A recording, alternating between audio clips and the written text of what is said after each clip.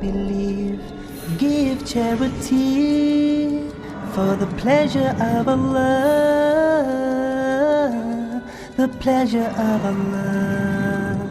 Oh, you who believe, read the Qur'an every night of Ramadan, night of Ramadan. Welcome, O Ramadan, it is Ramadan, it is Ramadan.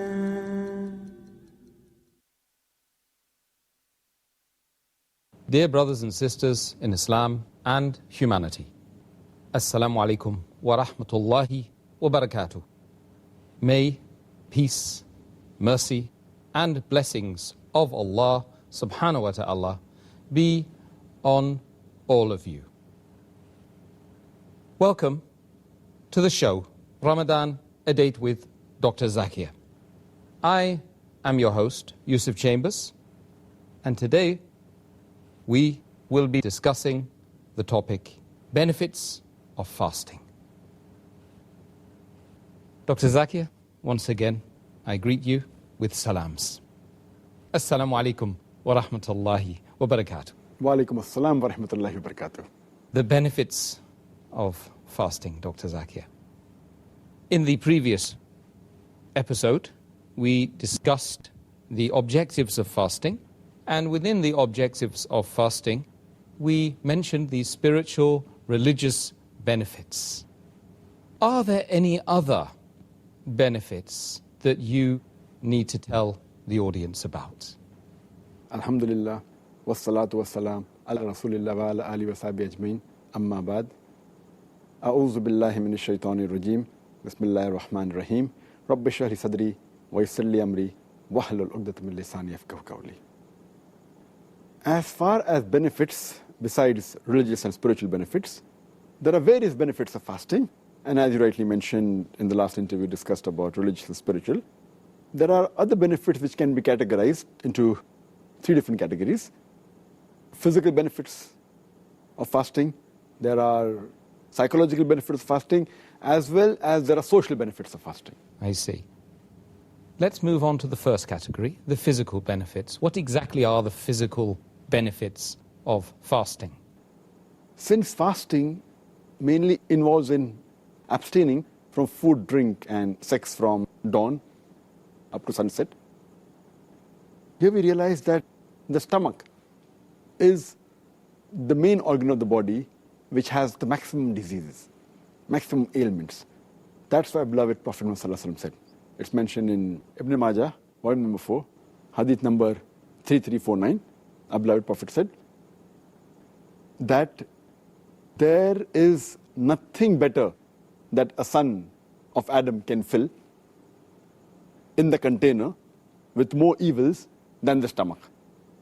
It is sufficient for a man to be on his feet with a few morsels. But if he has to eat more, he can divide the stomach into three parts. 1/3 for the food, 1/3 for the drink, and 1/3 for his breath, or 1/3 for the air. So what we realize that the maximum diseases originate in the stomach because it's a house for bacteria. And the food that we eat, it enters the stomach. From the stomach, it gets digested, goes into the intestinal tract. Then the food nutrients enter the bloodstream and then goes to almost all the different organs of the body. And we realize that the stomach is working continuously throughout the life. It never gets any rest. When we fast, this stomach, which is a very delicate organ, though it's very delicate, it is a very complicated organ. It's delicate, at the same time it's very important. It keeps on working throughout the day. This organ, while we fast, when no food enters for several hours, it gets rest.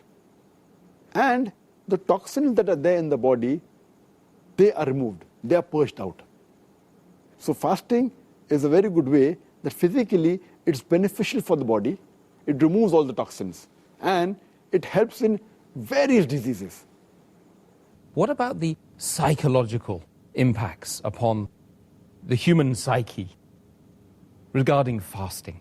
I think that's very important.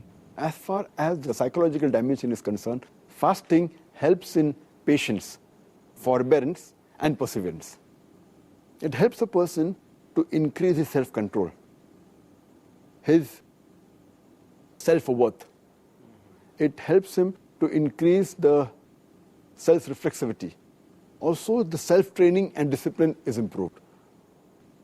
The main psychological benefit of fasting is the increase in patience and perseverance. And it can make a person who says, I cannot do, it can make him say, I can do.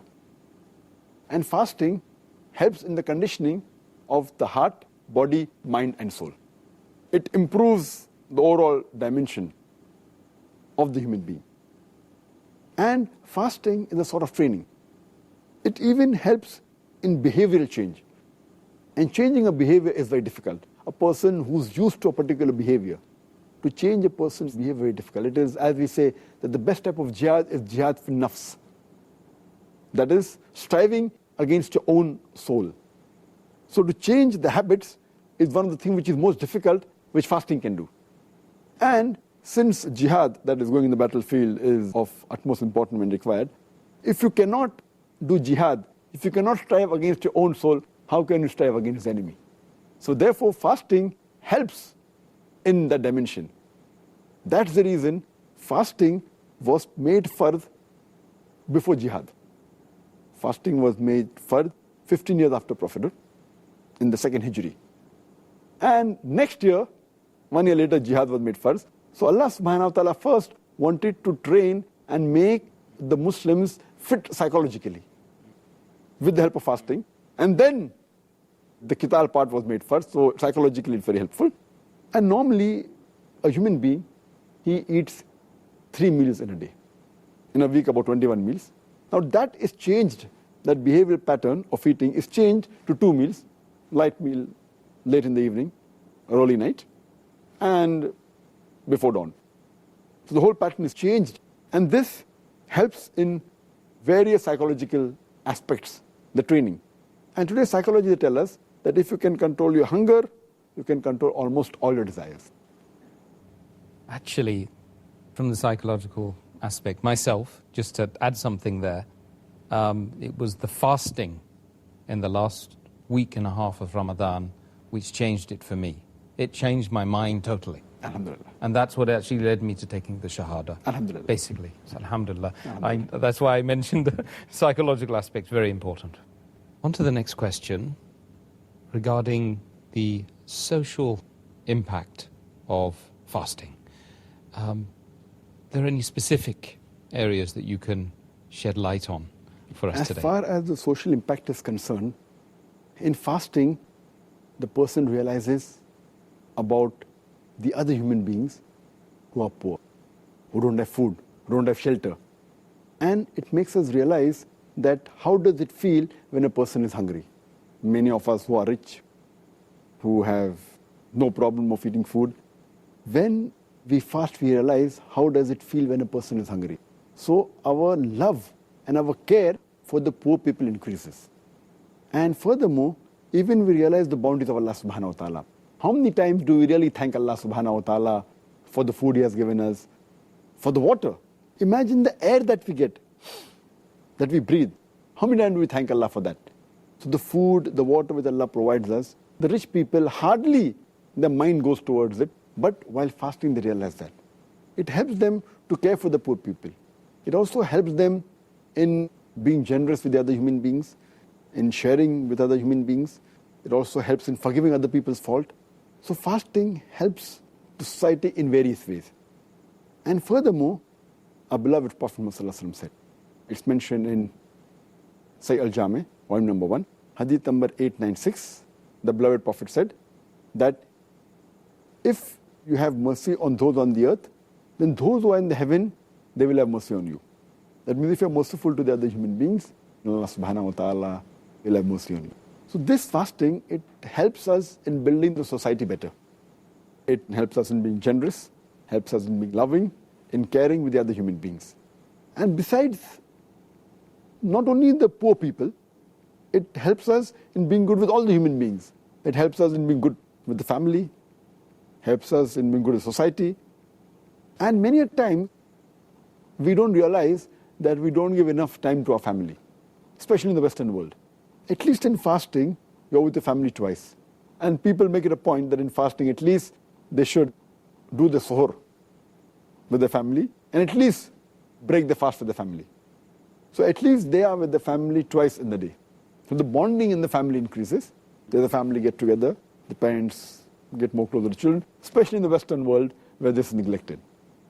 As far as the society is concerned, it is very helpful in getting the society together. We many a time go to our neighbors. During iftar, we call our friends, call our neighbors. And the beloved Prophet ﷺ said, it's mentioned in Sahih Muslim, volume number 3, hadith number 5379. The Prophet said, whenever you're invited, do not refuse. So people invite each other during iftar, during the month of Ramdan. So it helps in getting the human beings closer to one another, whether it be the neighbors, whether it be the society at large. And it's also a very good time for self-improvement as well as doing islah and dawah. We meet people in the mosque. Many people who don't go to the mosque in the month of Ramadan, they come to mosque. We meet them, we can chat with them, we go for Taraweeh. And this is the time we can do islah. We can do dawah to the non-Muslim. And as you rightly said, Ramadan was the month, the time we change your heart. And Allah gave you hidayah. This is very important. And that's why the beloved Prophet ﷺ said, mentioned in Sunan Tirmidhi, hadith number 1924, that Allah bestows His mercy on those who themselves show mercy to others. Again, a Prophet says, and he continues in the hadith, that if you are merciful, the merciful will show mercy on you. And he further says that if you show mercy to those on earth, those in the heaven will show mercy to you. So, fasting helps in building up the society and getting people closer to one another. Jazakallah khair. Dear brothers and sisters, inshallah, we'll meet soon after a short break. Assalamu alaikum wa rahmatullahi wa barakatuh. It is Ramadan.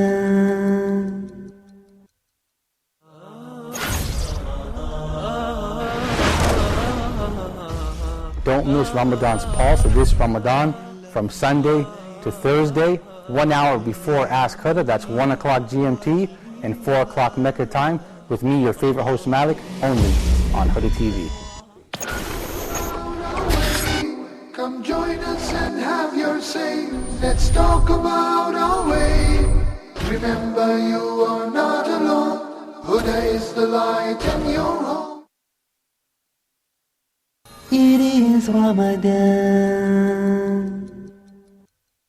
Dear brothers and sisters in Islam and humanity, Assalamu alaikum. Welcome back to the show, Ramadan, a Date with Dr. Zakir. I'm your host, Yusuf Chambers, and today we are discussing the benefits of fasting, Dr. Zakir. Let's move on to the next question. I want to come back to some of the points you were mentioning under the physical changes and benefits of the fast. What are the medical implications of fasting? There are innumerable medical benefits when a person fasts. I'll just mention a few of them. It organizes the heartbeat and relaxes it. It reduces the pressure on the heart arteries, and it reduces the fat, the cholesterol, as well as the acids. It releases the pressure on the liver. Fasting also decreases the secretion of the digestive glands, which normally causes ulcer. There are less chances of having kidney stones when a person fasts. Fasting is also helpful in non-insulin dependent diabetes. And fasting is also helpful in reducing the weight. Fasting as a whole, it is beneficial for the whole digestive system as well as central nervous system. Fasting helps in removing the toxins from the body. Fasting increases the immunity of the body. Fasting also reverses the aging process. It increases the longevity, lifespan of a human being. Fasting also helps in creation of more of T cells, which are known as killer cells. And fasting as a whole, it rejuvenates and overhauls the complete body. And there are various diseases which are helped when a person fasts. For example, a person who's suffering from certain diseases, and if a person fasts, it's helpful for him. For example, in cardiovascular diseases, if a person is suffering from asthma, from arthritis, from digestive disorders, if he's suffering from lupus, from skin disorders, if he's suffering from non-insulin-dependent diabetes, there are various, so the list can go on and go on. And it is even helpful in removing a person who's addicted to things which are haram, and even medically they aren't good. For example, smoking, or a person who is an alcoholic, or a person who's a chain smoker. Fasting helps him in breaking this wrong habit and addiction. Let's move on to the next question. Relates to the science behind the benefits of fasting. There are some people, and I want to know whether they're right or not, who say that fasting actually has some harmful effects on a person, psychological, social, physical, etc. Is that correct? Several researches have been done by many scientists as far as fasting is concerned, and what effect does it have in various aspects of the human body. And scientists will tell us that when a person takes in food, it increases the metabolism of the body. When the food intake is reduced, or when a person fasts, the body metabolism rate goes down by about 22%. And if you fast continuously for several days or for a month, then this stabilizes at a lower rate. So the body metabolism rate is reduced by fasting. Further, there was research done on various groups of male and female Muslims who had fasted, and it showed that there was a slight reduction in the body weight, but there was an increase in the glucose level. As far as all the other things are concerned, it remained constant, whether it was the testosterone or the cortisol, whether it was sodium, potassium, urea, whether it was cholesterol, whether it was HDL, high density lipoprotein, whether it was LDL, low density lipoprotein, whether it was TG, the triglyceride, all these, the body level, they remained the same. The fasting did not have any effect on them, except it increased the glucose level, and there was a slight reduction in weight. When another research was conducted in Iran, where some men fasted for about 17 hours, for about 30 days in the month of Ramdan, it showed that it had no effect on the male reproductive hormone, on the testosterone. And it had no effect on the HPTA, as well as on the thyroid hormones. There were several researches conducted. There was also a study made, which was called as increase in oxidation in the month of Ramadan on healthy women, away from maintaining the weight maintenance. And it showed that during fasting, there was no change as far as the physiology of the body was concerned. The weight was same and all the functions were the same.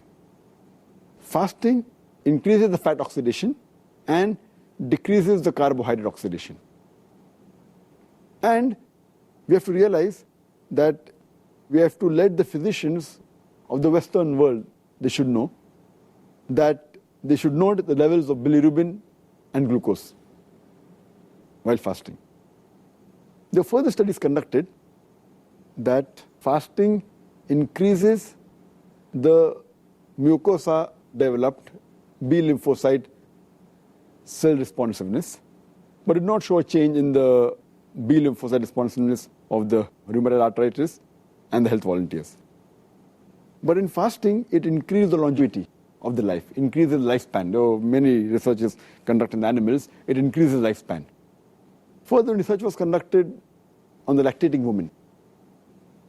When they fasted, the fasting did not increase or decrease. There was no change in the milk volume, as well as the content of the milk. The glucose level was the same, the fat concentration was the same, the lactose content was the same. There was no change per se as far as the lactating mothers were concerned. There were researches done regarding fasting's effect on menstruating women, as well as the reproductive cycle. And when the research was done, there was no change whatsoever. There wasn't any change in the menstrual cycle in fasting, or there was no negative effect, no positive effect. So it is wrong to say that fasting has an ill effect. There are many benefits which we discussed earlier. But there are certain positive points that fasting has helped in certain diseases. For example, rheumatoid arthritis, osteoarthritis, it helps. And what we realized that when researches were done, that on animals, when they are sick, they don't prefer having any food. Same thing with the children. When children get sick, they don't prefer having food. It is the family members who force them to have food. And research has shown that when food is taken when a person is sick, it prevents him from getting well early. It hampers the immune system. So when a person fasts when he's seriously ill, it helps him to recover faster. That's the reason now we find that there are many treatments which include fasting for various diseases which are followed by the Western world. Because when a person fasts, his body gets rest and the toxins are removed from the body, so it helps him to recover faster. And fasting is also good to change the behavioral pattern. And if a person is addicted, or a person is alcoholic, as I mentioned earlier, or is a chain smoker, if he fasts, it's a good point that he can stop it throughout his life. And people who are habituated to things like tea, coffee, junk food, when they fast and they stay away from it, when the taste buds they don't have for the full month, the taste buds don't crave for that, and when they have healthy food, they start liking it. So it's a good time to stay away from junk food. If you can do it for 1 month, you can do it throughout your life. Yes. And there are certain diseases. For example, insulin-dependent diabetes. A person who's suffering from insulin-dependent diabetes, he should not fast because he has ketosis. Normally, the ketones are used as a source of energy. But if a person has insulin-dependent diabetes, he's unable to use this. So therefore, a person who has insulin-dependent diabetes, he should not fast. But naturally, if he takes insulin and fasts and with the medical advice, it's fine. But the other type of diabetes, which is more common, non-insulin dependent diabetes, fasting is helpful for that. And as I mentioned earlier, it's helpful in various diseases like cardiovascular disease, asthma, arthritis, digestive tract diseases, in lupus, in skin disease. You can name a list of diseases in which fasting is of great benefit. Brothers and sisters, inshallah, we'll meet soon after this short break. Assalamu alaikum wa rahmatullahi wa barakatuh. It is Ramadan.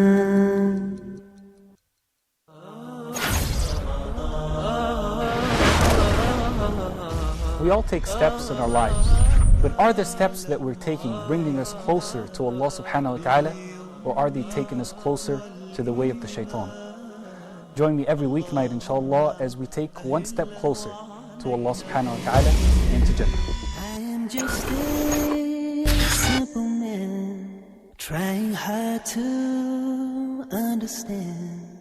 Where's my place in your great plan, oh Lord?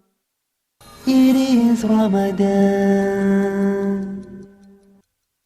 Dear brothers and sisters in Islam and humanity, Assalamu alaikum. Welcome back to the show, Ramadan, a date with Dr. Zakir. I'm your host, Yusuf Chambers, and today we are discussing the benefits of fasting. Assalamu alaikum. Wa alaikum assalam wa rahmatullahi wa barakatuh. Dr. Zakir, I think it would be really interesting to know, I mean, this research, has it been done by Muslims or non-Muslims? These researches have been done by both Muslims and non-Muslims. And there are hundreds of non-Muslim scientists who have done research on fasting. So it's not only the Muslims. More of the non-Muslims do research on fasting. But there are even Muslims. For example, if you read the book, Fasting, A Way of Life, by Alan Cott, he writes that fasting is altogether, it gives rest to the digestive tract as well as the central nervous system for the whole body. And he's a non-Muslim. There was a research done by an Indian doctor by the name of Dr. Shanti Rangwani, and she says that when a person fasts, there is no intake of food. So the toxins are created by the food that you eat. So no new toxin is created. And whatever toxin is there present in the body from before, it gets excreted from the body. So fasting is a very good method of excreting all the toxins from the body, and it purifies the body system. It was done by a non-Muslim. The research is done even by a Muslim. The research done by Dr. Suleiman in the University Hospital in Amman in Jordan. And he did a research on a group of men and women. There were 42 men and 26 women. And the research was done that they fasted, and the changes in the body was noted. And they found out that there was a slight reduction in weight. And there was an increase in the glucose level.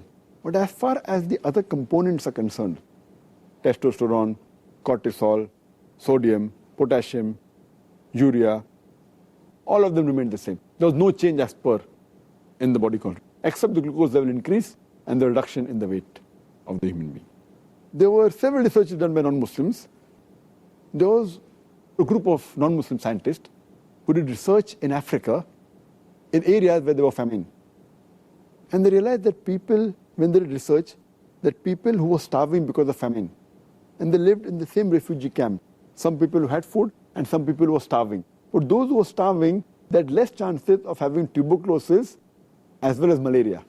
So fasting increased the defense mechanism against tuberculosis and malaria. So it's Allah's mercy, alhamdulillah. Can you believe? Because they were starving, it prevented them from having tuberculosis as well as malaria. Allahu Akbar. There were researches done by non-Muslims that show that fasting increases the longevity, increases the lifespan, and it has a reversal on the aging process. There was research done by a Muslim scientist by the name of Dr. Osama Kandil in the Harvard University. Muslim, but in a non-Muslim country, non-Muslim university. And he did a research on patients suffering from cancer. And he tried to find out what way do the cells function, especially the killer cells, which attack the cancer cells. And he did a counting just before they started fasting. And then he again did a counting on the 21st day of Ramdan, then 28th day of Ramdan. And he found that there was a marked difference. After 21 days and 28 days, the number of cells, the killer cells, they increased. And these cells, they attack the cancer cells. And it shows that even the immunity increased. The defense mechanism of the human being, because of fasting, it increased. And there was another research again done in the same patients, and it found out that the T cells, which are normally required for the defense immunity of the human being, they increased to a great level. And T cells are mainly responsible when anyone has a disease. They are mainly the soldiers, or they are called the Major General of the army that you have. They are the T cells. And they go and they see to it, any disease is there, it goes and try and destroy the disease. And AIDS is a disease which mainly attacks these T cells. Therefore, it's known as acquired immune deficiency syndrome. So when you fast, these cells increase and the immunity of the human beings increase. I would like to mention one more research done by a European non-Muslim by the name of Dr. Jeffrey. And what he says, that fasting is not only done by human beings. Fasting is even done by the animals and the plants. And he gives the example, the animals that live in cold countries, during heavy snowfalls, they stay separately and they don't eat and they go in hibernation. And there are examples of animals like frog, which go in hibernation. And here they don't eat, they fast. And he gives the example in his book that Even the trees in winter, when they don't get water, they're fasting. But the moment later when spring comes, you find that the tree is filled up with colorful leaves, with flowers, with fruits. And he suggested that every human being, every year, should at least fast for 40 days. And we know that it's first for every Muslim to fast in the month of Ramdan. That's approximately 30 days. And further, if you keep the 6 days of fasting in Shawwal, that makes it 36 days. So Allah subhanahu wa ta'ala and our Prophet has already given us this guidance which the non-Muslim European has given us recently. So there are many researches done by non-Muslims on fasting, and it's very beneficial for the human body. Dr. Zakir, most of the research that you've mentioned, I suspect a lot of the other research we haven't had time to mention today, was done relatively recently. Was this knowledge, this scientific knowledge, available for the Muslims in history? As far as the earlier Muslims are concerned, some of the facts were known, some were not known, not in the same way as we have come to know by research today. And I'll give you the reason why later. Now the main question is concerned that were they aware about these aspects of fasting? In a different way, may not be in the same way as we know today. That reminds me, I read a book by Maulana Abul Hasan Nadwi, Arkanul Arba, where Maulana Abul Hasan Nadwi, he writes in his book, Arkanul Arba, and he gives incidents at the time of Khalifa Harun Rashid. And there he gives a dialogue between the Christian physician of Khalifa Harun Rashid and a Muslim by the name of Ali bin Hussein bin Waqid. And this Christian physician of Khalifa Harun Rashid, he says that the Qur'an is considered to be a book of sciences. And we know there are two types of sciences, science of the body, science of the soul. So what does your Qur'an speak about medical science? So Ali bin Hussein bin Waqid, he said that Allah subhanahu wa ta'ala, in half a verse of the Qur'an, he combines both these sciences. When he says, in Surah Araf, chapter number 7, verse number 31, eat and drink, but do not waste in excess. For Allah subhanahu wa ta'ala likes not the people who waste. Then the Christian scientist says, but what did your Prophet Muhammad sallallahu alaihi wasallam say about medicine? So he said that he's mentioned that the stomach is the main house of diseases, and prevention is the best thing for ailment. And prevention is better than cure. And as I mentioned, our beloved Prophet Muhammad sallallahu alaihi wasallam said, it's mentioned in Ibn Majah, volume number 4, hadith number 3349. The Prophet said, the son of Adam does not fill a vessel more worse, more evil than the stomach. A few morsels are sufficient to keep him on his feet. If he has to eat more, 1/3 of the stomach can be of food, 1/3 drink, and 1/3 should be for his breath. So then, that Christian physician said, that means when you had the guidance of your Allah and Prophet Muhammad, we did not require Jalinus. Jalinus, he was a very famous non-Muslim physician of that time. So what the Prophet and Allah say is a telegraphic message, which we have done research today. But the Prophet also already has given in a nutshell the message before. And in that same book, Arkanul Arba, Maulana Abul Hasan Nadwi, he mentions and he gives the example of another non-Muslim scientist who's an American. He says that every human being, whether poor or rich, he should fast for some days every year. It will keep him healthy. And then he says that Islam is the best religion, which has made it compulsory on his followers to fast. And he said that Prophet Muhammad, peace be upon him, was the best physician who has prescribed fasting. And he said that there's no better healthy way than fasting, and after that Taraweeh, in which you have to do some exercise, according to him, which helps in digestion. So if you realize that the non-Muslims appreciated the religion of Islam after doing research. Though many of the Muslims are aware about the medical benefits of fasting, but we Muslims, we don't fast for these medical benefits. We fast for sake of Allah subhanahu wa ta'ala, for the pleasure of Allah subhanahu wa ta'ala. We don't fast for the medical benefits. These medical benefits are ancillary. Yeah.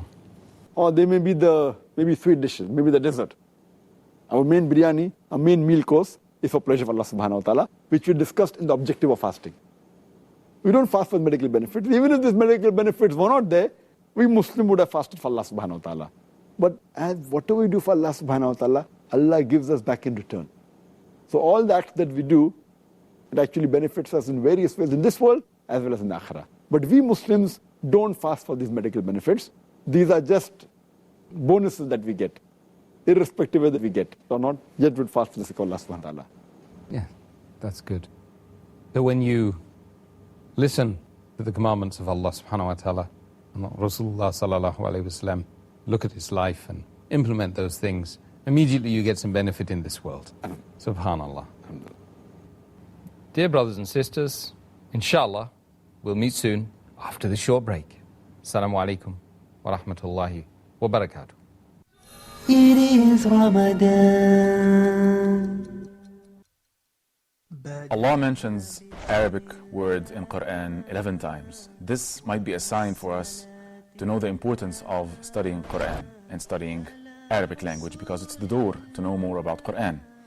Ubay ibn Ka'b, one of the most important Sahabas, advised the Sahaba, telling them, teach your children Arabic like you teach them to memorize Qur'an. See how important it was. And they are Arabs. Umar ibn al-Khattab, may Allah subhanahu wa ta'ala be pleased with him, said, learn Arabic because it is part of your religion. Arabic is part of our religion. So how are we going to study Arabic and learn Arabic together in this course? This basic Arabic course contains 7 levels, starting with the 0 level, the ground level. Each level contains 13 sessions, 45 minutes each, and we have 2 quizzes in each course, and we have the final exam. So inshallah, by this, our objectives is to have a very good domain of the Arabic language, especially when it comes to reading Islamic books. So we're going to be introducing Islamic vocab throughout the course.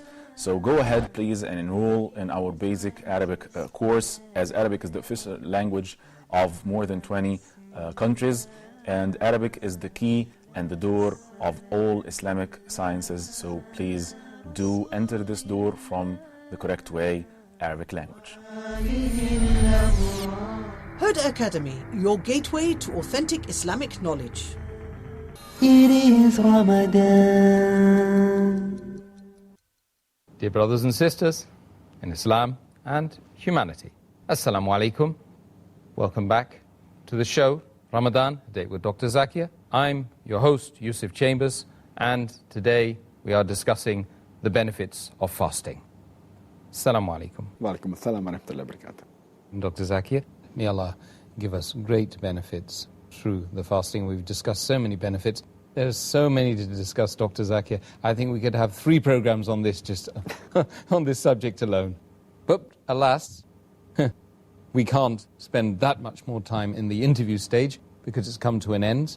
And we need now to take some questions from the audience, from the people watching Peace TV. So let's move on now. The first question we have from one of our viewers is, many Muslims fast during the day but overeat in the night time during the month of Ramadan. Many eat more food in the month of Ramadan during the nights than they do during non-Ramadan time. Will they be in a position to derive the medical benefits that the person who doesn't eat too much will get? As far as deriving the medical benefits, those people who overeat in the night, and we know there are many Muslims, unfortunately, who eat a lot during iftar, they eat in excess, and many of them keep on eating most part of the night, and then they fast. This is against the commandment of Allah subhanahu wa ta'ala. Allah says in Surah Araf, chapter number 7, verse number 31, eat and drink, but waste not by excess. Allah subhanahu wa ta'ala does not like the wasters. Here we know people buy food, they have iftar parties where they make a variety of dishes, it goes in waste and a loss of lot of money which can benefit the poor people. Surely this is not the way of Islam. And as I mentioned earlier, beloved Prophet Muhammad, it's mentioned in the hadith of Ibn Majah, volume number 4, hadith number 3349, that the son of Adam does not fill a vessel more worse than the stomach. Few morsels are sufficient to keep him on his feet. If he wants to eat more, he should divide the stomach in 3 parts, 1/3 for food, 1/3 for drink, and 1/3 for his breath, or 1/3 for air. Based on this, but natural overeating is against the sunnah, against the commandment of Allah subhanahu wa ta'ala, and even he will not get the benefit of fasting. Fasting means a person abstains from food and then has normal, doesn't overeat. So most of the benefits that are mentioned in the medical benefits, most of them he will not get. Some he may get. Sometimes if he overeats excessively, it may cause a damage to health. It's like, I gave the example in the last episode, person eats, then he puts his finger in the throat and vomits out. So the food he eats will not make him healthy. So here the fasting will not benefit if he overeats. It goes against the principle of fasting. Good. I think that's a very concise answer, and that's what we need. There's lots of questions to get through, Dr. Zakir. Second question from one of our viewers again. If a Muslim fasts with an intention of reducing his or her weight or dieting, will he get the reward of fasting, he or she? If you're talking about reward in general, Islamic, they're talking about Jannah, forgiveness, etc. Our beloved Prophet said in Sunan Tirmidhi, book of fasting, hadith number 2331, that there's no fast for a person who does not intend to fast the night before. Intention is a must. Intention means for the sake of Allah subhanahu wa ta'ala, for the pleasure of Allah subhanahu wa ta'ala. A person who doesn't have this intention, surely he will not get the religious benefits. He will not get the spiritual benefits. The reason why we fast, that is taqwa, what we discussed in the last episode. As far as the other medical benefits the person does for dieting, or if he does for weight loss, he may get those benefits. Like there are people who fast maybe for political reason, people do hunger strike, people, they fast for a pressure. Some people fast, as we mentioned, for weight loss, for dieting. So that part of the medical benefit they may get, but not the benefit completely of Islam. And as Allah says in the Qur'an, in Surah Hud, chapter number 11, verse number 15 and 16, anyone who does any deeds for this world, Allah will give him the reward without diminishing for this world. But he will have no reward in the hereafter, except for hellfire. And he's really, the person who does such deed is really misguided. So fasting only for weight loss, dieting is just, it is penny wise, pound foolish. What I've realized that we have to mainly fast for the sake of Allah subhanahu wa ta'ala. Then we get the overall benefit. Okay, I'd prefer to be a little bit fat and then, but go to paradise actually, wouldn't you? Okay. No, you can become thin and yet go to paradise. Yes. If you fast the complete right way like the sunnah of the Prophet. Absolutely. Muhammad wasn't fat. Alhamdulillah. Yes, I get your point, Dr. Zakir. Next question. The Prophet Muhammad sallallahu alaihi wasallam, we've heard in previous episodes of the series, used to break fast with the dates, and it's therefore highly recommended to break fast with the date. Can you inform us about the medical benefits of dates? Dates is a wholesome food. Dates contain a high level of carbohydrates, 44 to 88%. It has a low fat content, 0.2 to 0.5%. There are about 15 minerals and salts in dates, about 6 vitamins. The protein level is 2.3 to 5.6%. It has a high fiber content, 6.4 to 11.5%, depending upon the different types of dates. And if you realize that because of the high carbohydrate content, it is a very good source of energy. The moment you have date, immediately it gives you energy. It is far better than any other, whether you have the glucose powder, etc. The date gives instant energy, and a person can survive only on dates and water for days and months together. And our Prophet Muhammad Sallallahu Alaihi Wasallam, there used to be no food for days and weeks together in his house, and he used to survive only on date and water, sometime on date and camel milk. So date is a wholesome food. The fat content, it doesn't increase the weight, hardly any. So there's no risk a person who's afraid, oh, the weight will increase. That's not there. As far as the minerals are concerned, it contains about 15 different minerals. It even contains fluoride, which prevents the tooth decay. It contains selenium, which fights against cancer and increases the immune system of the human body. It contains about 6 vitamins, though to a less degree, less content. It contains vitamin C, vitamin B1, vitamin B2, niacin. It contains vitamin A. It has proteins which have 23 different amino acids. And this fruit date has amino acids which are not contained in other fruits which normally people have. It's not present in apple, oranges, banana, but it is there in the date. And date also has a very high content of fiber. It's a fibrous diet. So it's good for digestion. When you have date, the digestion gets cleared. It can cure constipation, and the digestive system is clear. It has various benefits, and it is a wholesome food. And we realize that, alhamdulillah, in the last 40 years, the production of date has increased by 2.9 times. And the population of the world has increased twice. So the date population is much more than the population of the human beings, because it's very wholesome food and instant energy. Next question. Somebody wants to know, how does fasting differ from anorexia? Anorexia, by definition, means loss of appetite. It's a medical word used for loss of appetite. And many a time this happens in certain people, those who are dieting. It's common in young ladies. It's a sort of a disease that those who diet, they abstain from food, and then that becomes the habit. And they don't want to have anything. And sometimes they may go into anorexia nervosa. That psychological disorder that they fear eating, thinking that if they eat, they will increase weight, and that becomes a psychological disorder.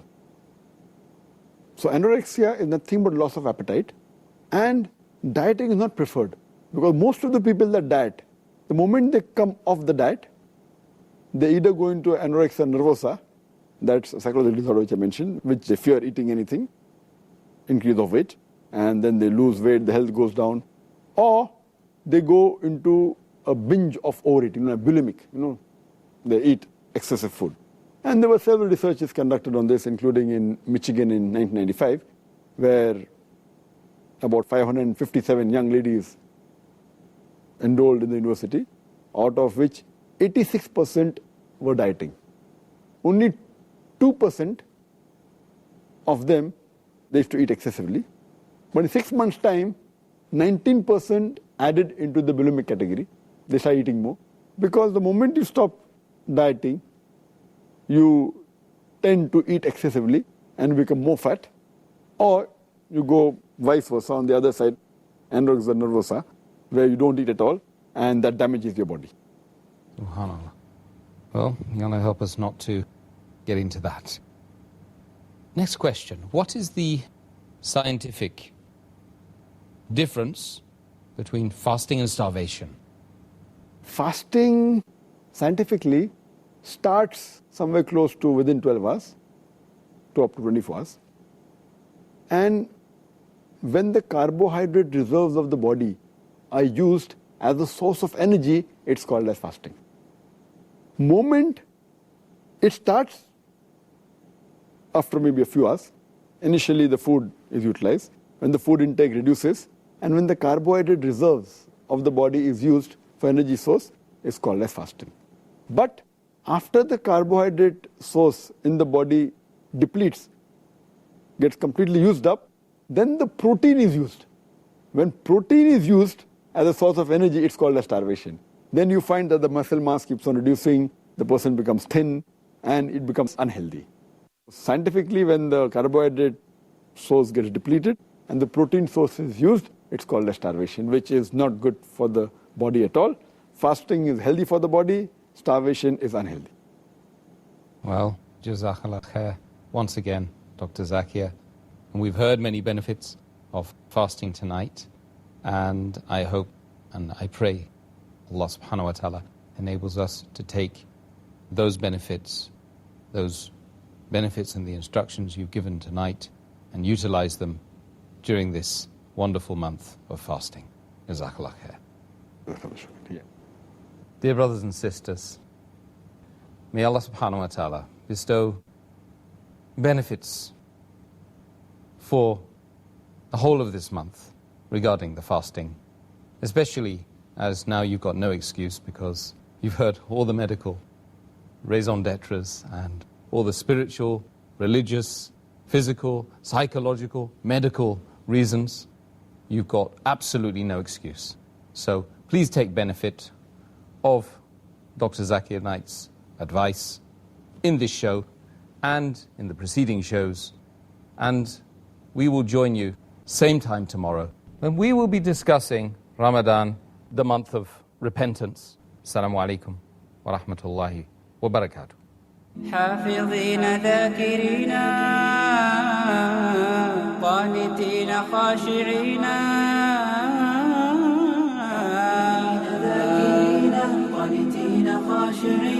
مسلمين مؤمنين للإله عابدين شهرنا صوم وعتق وقنوت فيه صدق يومنا صبر ورفق بدموع البائسين رمضان قد أهل بالصيام وأطل مسعدا أهلا وخلا